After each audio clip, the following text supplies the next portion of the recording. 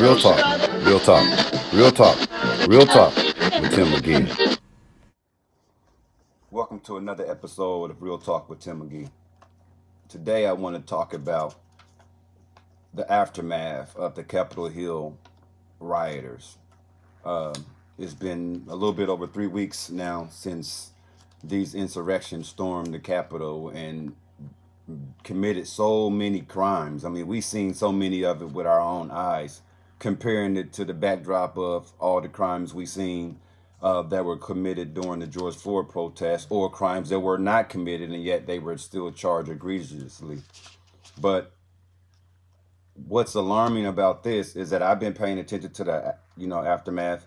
At the beginning, when we seen all this, like, oh man, that's thousands of people that they're gonna be arresting because how do you pick and choose who you're going to charge and who you're not going to charge?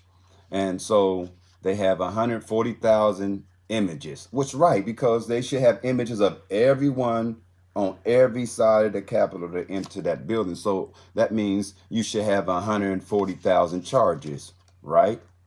I mean, granted that those who face recovery, you can identify them, but for the most part, most of these idiots posted it on their social media page or some other social media page.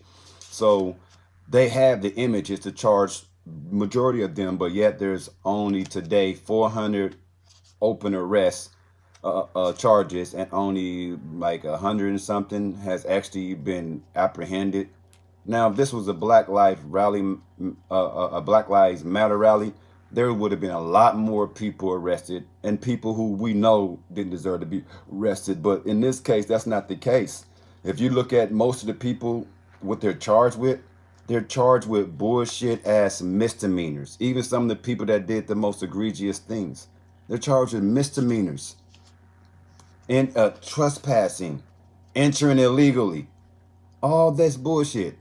But then I looked over at the Black Lives Matter rally, and when they were charging people, they were charging people who were protesting with rioting, which is a different crime.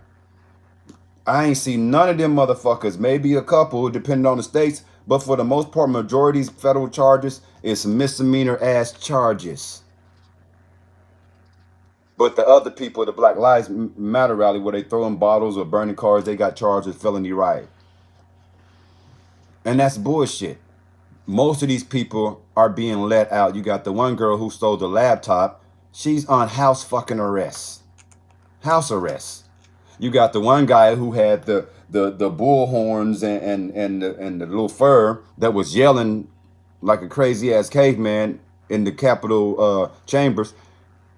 They let this motherfucker go, but while he's in there, the judge allowing him to eat his vegan ass meal. How many of us black people, minority people, have been to jail and the courts accommodated us according to our religion? No. We got to go fight for that shit on the inside. This motherfucker getting preferential treatment because of what color he is. Then you have the guy with the hockey stick. The guy with the hockey stick who was beating the police over the head. This guy, basically they charge him with, what they charge him with? They charge him with assaulting, forcibly attacking a police officer, which is different from the black guy who also was charged with hitting a police officer on the head with a bat. And his name is Emmanuel Jackson. He was charged with assault using a deadly weapon against an officer.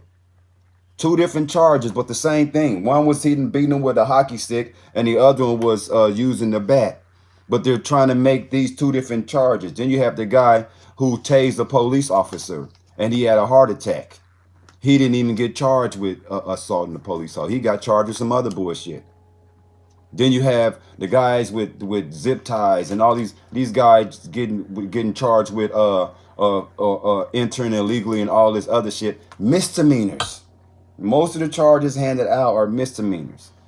But when you see with them dealing with the people who are color who was found, oh, they made sure they gave them stiff penalty. Every chance they had, you had the motherfucker with the Molotovs being released, and motherfuckers being released, the federal judge had to come and overrule a lot of these cases and bring a lot of these motherfuckers back because they just getting them slap on the wrist and shit. House arrest, vegan meals, and all this other bullshit. So this is the bullshit. The bullshit continues. We seen the white the white what we call it, white privilege. We seen that when they stormed the White House. We seen the slap on the wrist afterwards because they're not going after all these people. We still don't know who killed the police officer. We still don't know who put the pipe bombs there. Let this been black people, they would have already figured that shit out. So y'all need to pay attention to what's going on. All these different people, the list of people that were arrested. These are everyday people that we got to deal with, from firemen to doctors to lawyers to judges' sons to congressmen and many military, many officers, many people who should have known better.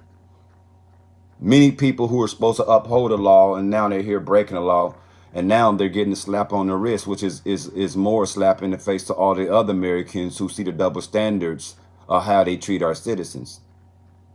So I want y'all to pay attention to this, because now we need to see what type of time we're gonna get. I think the FBI is just trying to save face and save their ass because they're embarrassed and they know the world's watching. So they're trying to make it seem like, oh, they're this aggressive roundup. How is aggressive roundup? You got 400 motherfuckers, and most of them is charged with misdemeanors. They all should have been charged with felony riots. They should have had multiple charges, but y'all pick and choose who you want to give the stiffest penalty to, and that's bullshit. Then we find out that the leader of the Proud Boys is an FBI informant, and they were the main ones behind this thing. So many levels of crookedness involved, man. So many levels, man. But this is Real Talk with Tim McGee, and let's just stay tuned and see how this shit pan out, man.